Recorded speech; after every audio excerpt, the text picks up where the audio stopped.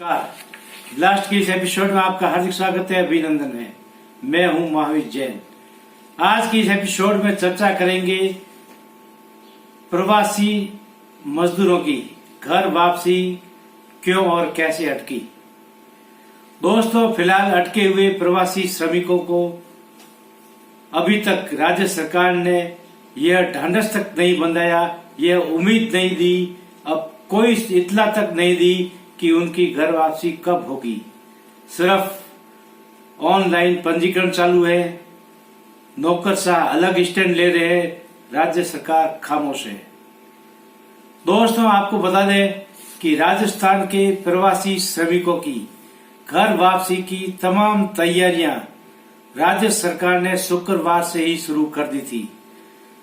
शनिवार को राज्य के मुख्यमंत्री के नाम से एक विज्ञापन जारी हुआ, जिसमें ई मित्र पोर्टल पर पंजीकरण की कार्यवाही शुरू करने की बात कही गई।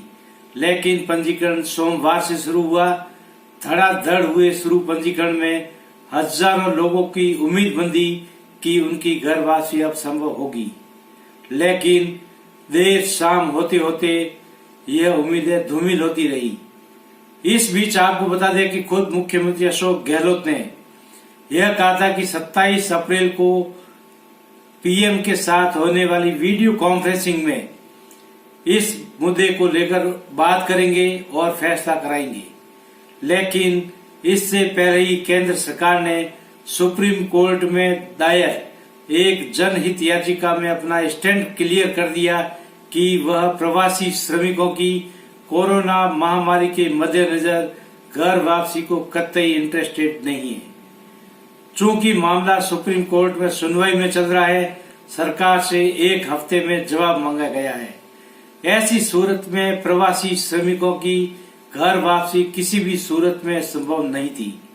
उसके बावजूद भी तैयारियां शुरू थी।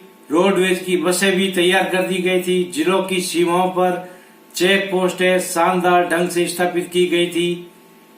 मेडिकल टीमें वहां पहुंच गई थी। लेकिन शाम तक इस मुद्दे को लेकर राज्य सरकार ने कोई आधिकारिक सूचना जारी नहीं की। इस बीच सोशल मीडिया और अन्य मीडिया पर जारी हुई इत्तलाओं के बाद श्रमिकों ने यह मन महसूस कर बैठना ही मुनासिब समझा कि अब उनकी वापसी आज संभव नहीं है।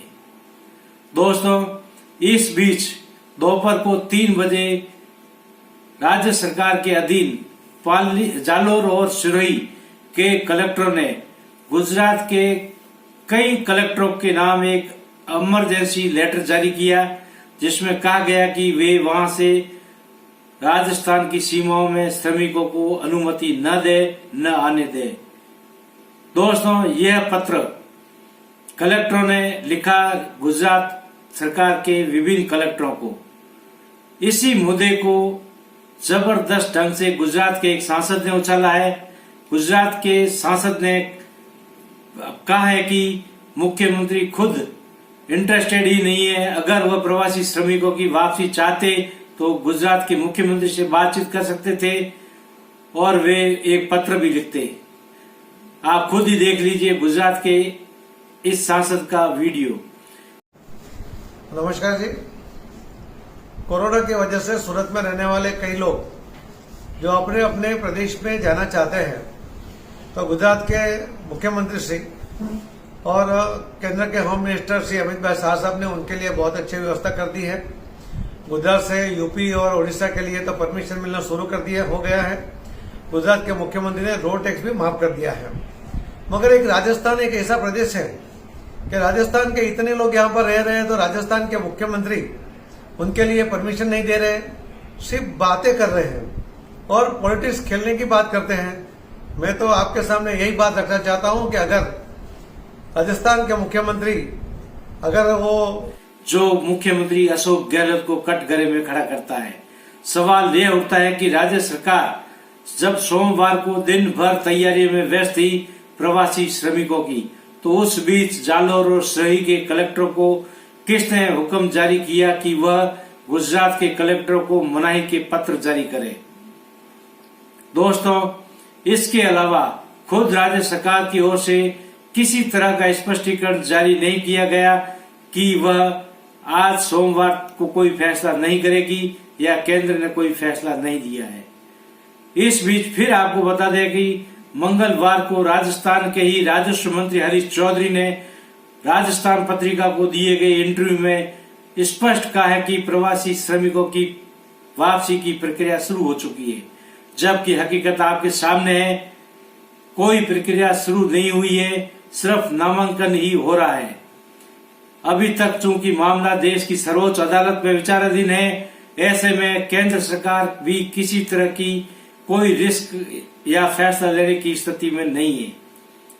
रही बात राज्य सरकार की, यदि अपने स्तर पर वो करना चाहती थी तो कभी कर लेती, लेकिन वह दूसरे स्टेटों का मामला होने के कारण खुद अपने स्तर पर कोई निर्णय भी नहीं ले सकती।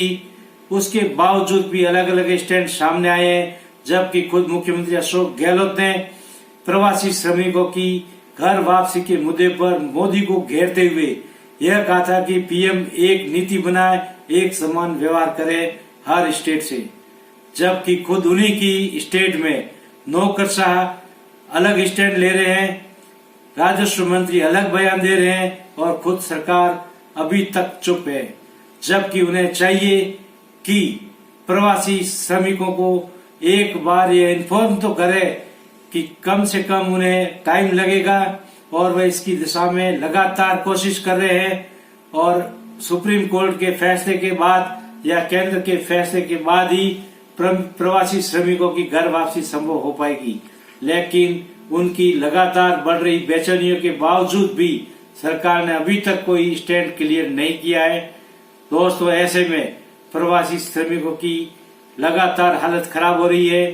खुद मुख्यमंत्री यह स्वीकार कर चुके हैं कि फंसे हुए प्रवासी श्रमिक किसी भी सूरत में घर आना चाहते हैं ताकि उनमें आत्मविश्वास बने।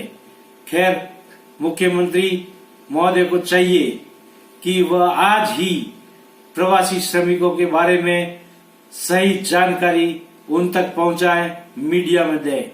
आज के एपिसोड में इतना ही दोस्तों, फिर मिलेंगे नेक्स्ट। आपसे लेते हैं विदा।